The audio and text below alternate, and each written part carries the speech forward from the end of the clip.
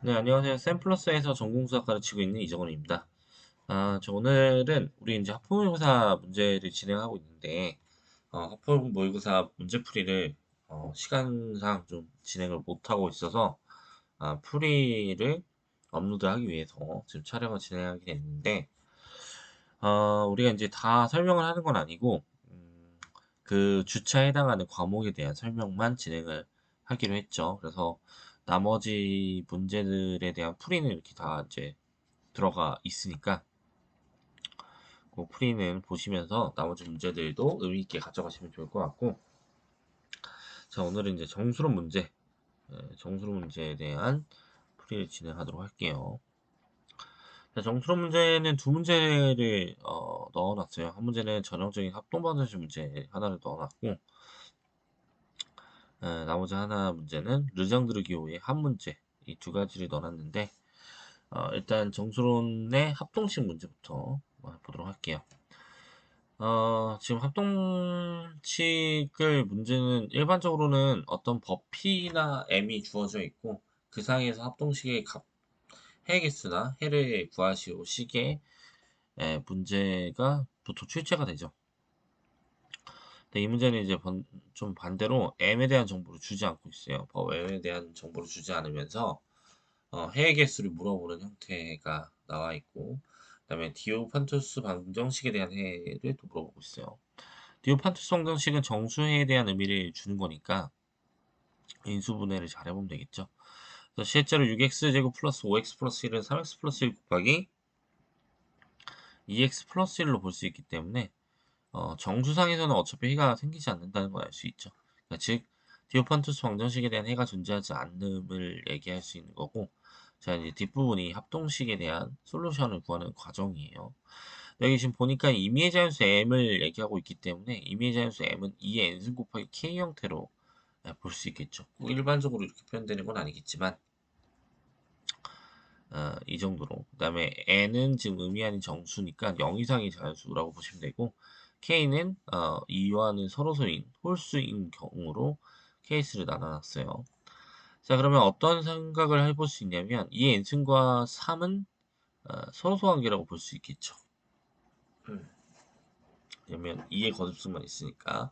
그 다음에 여기 오타가 났는데 3과 K가 서로소가 아니라 2와 K가 서로소 관계인 걸 생각해 볼 수가 있어요.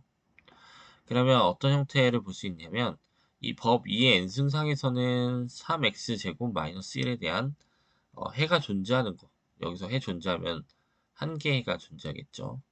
이걸 보장해 줄 수 있는데 이때 2의 n승과 2는 서로소 관계가 아니기 때문에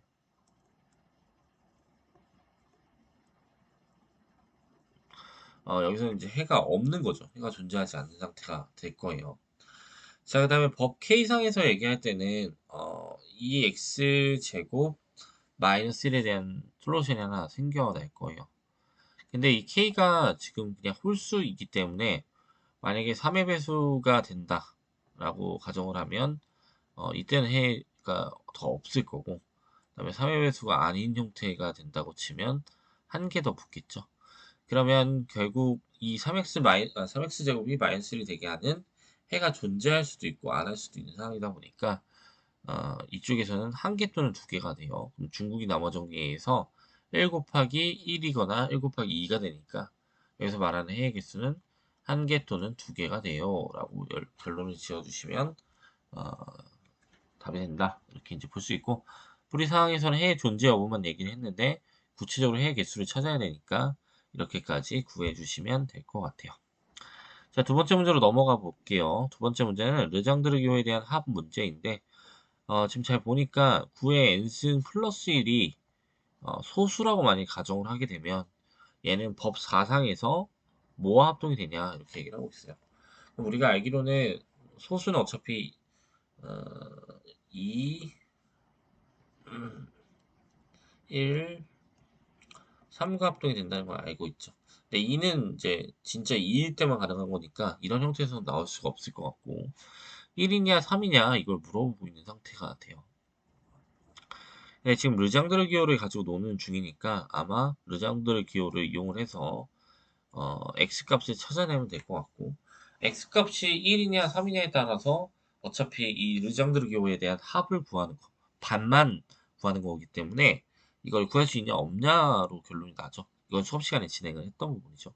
그러니까 여기서는 풀이상 어떤 상황이 돼야 될 것 같냐면, 저 S값을 찾을 수 있다는 거는 결국 이 X값이 S값을 찾을 수 있다는 게 결국 X값이 1이다라는 얘기를 할 수밖에 없을 거예요.